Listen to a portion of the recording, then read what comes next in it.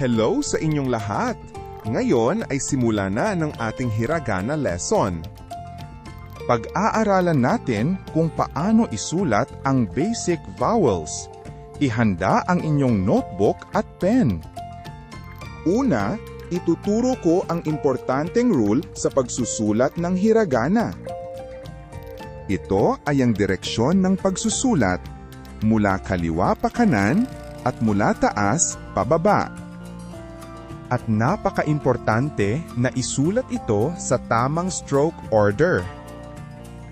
Kapag mali ang stroke order, masisira ang hugis ng letter at hindi ito magiging maganda.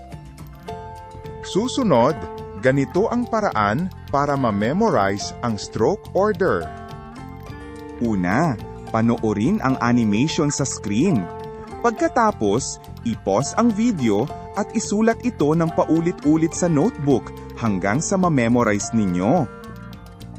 Sa mga letters, pinaka-importante na nababasa ito ng ibang tao. Isulat ito ng maayos para maging kapareho ng sample. Simulan natin sa unang letter. Mayroon itong 3 strokes. A. Ang unang stroke ay horizontal line mula kaliwa pa kanan.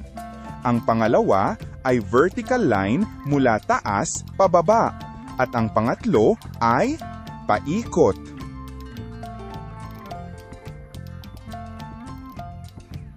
I-pause ang video at subukang isulat ito sa notebook.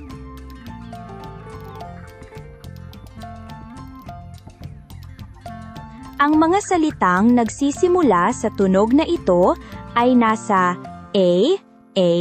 W, noun series, number 67 at 73. Asa, ane. Magfo-focus tayo sa pagsusulat ng letters sa video na ito. Para sa meaning at pronunciation ng mga words, panoorin ang AAW videos para ma-memorize. Ang susunod na letter, mayroon itong 2 strokes, E. Ang unang stroke ay sa kaliwa at may konting hook sa dulo. Ang pangalawa ay sa kanan, isusulat mula taas pababa at mas maikli kaysa sa kaliwa.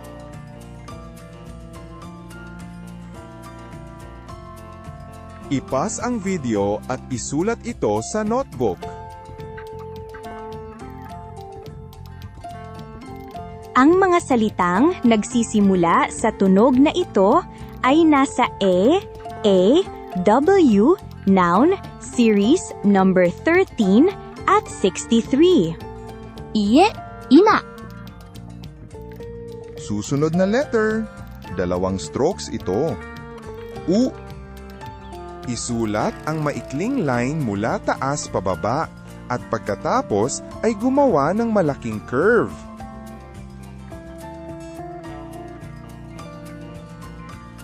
I-pause ang video at isulat sa notebook.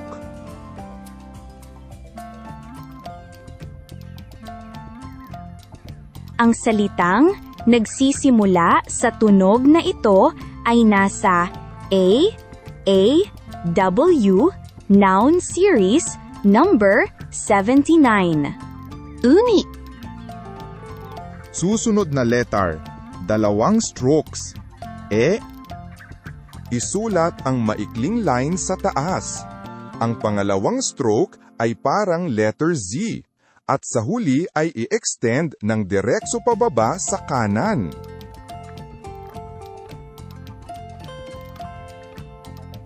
I-pause ang video at isulat sa notebook.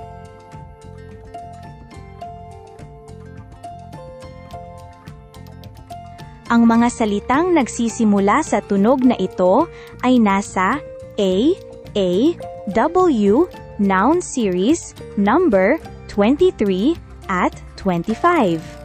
Eigakan, eki.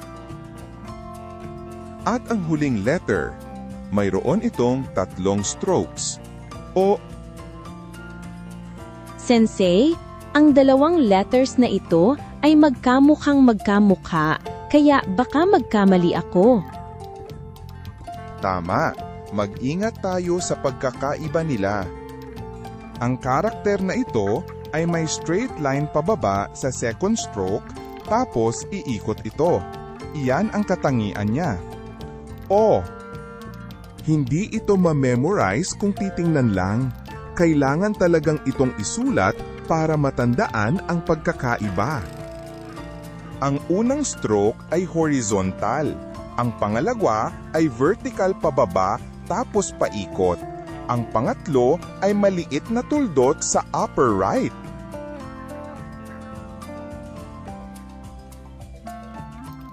Ay pause ang video, tingnang mabuti ang sample at isulat.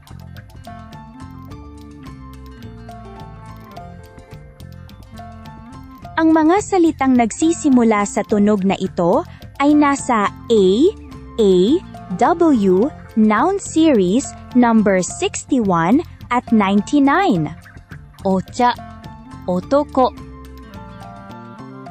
Ngayon, alam na natin kung paano isulat ang 5 letters na ito.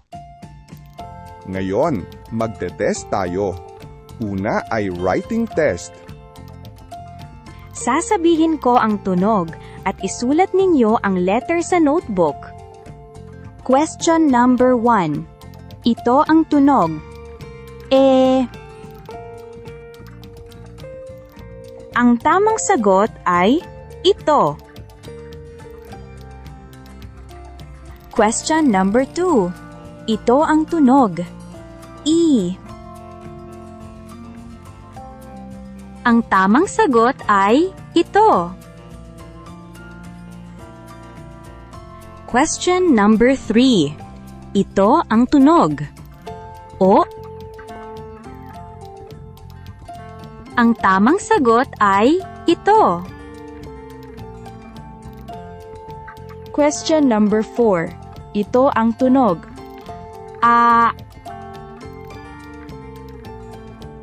Ang tamang sagot ay ito. Question number 5. Ito ang tunog. U. Ang tamang sagot ay ito. Susunod ay ang multiple choice test. May lalabas na 4 na letters sa whiteboard. Piliin kung aling letter ang sinabi ni Yuki. Question number 1. Ito ang tunog. A. Ang tamang sagot ay ang pangalawa. Question number 2.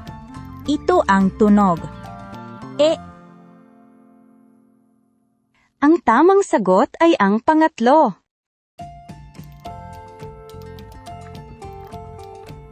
Question number 3. Ito ang tunog. O. Ang tamang sagot ay ang pangatlo. Question number 4. Ito ang tunog. I.